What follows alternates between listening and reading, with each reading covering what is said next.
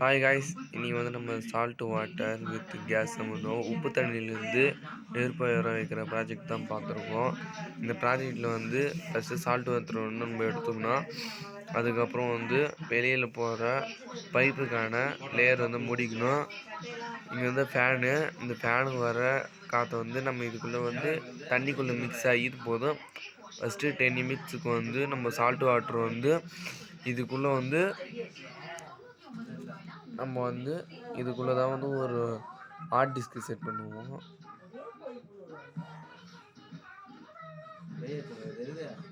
Heart disc இது ஒரு plus,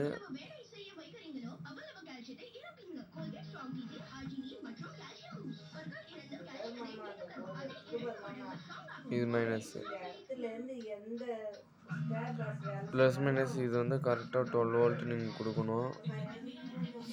இது கொடுக்கும்போது இது வந்து பபிள்ஸ் நிறையா வரும். பபிள்ஸ் வரும்போது சால்ட் வாட்டரோட இது மிக்ஸ் ஆகும்போது அப்போ இது வந்து ஒரு கேஸ் ஒன்று வெளியே ஃபார்ம் ஆகும்.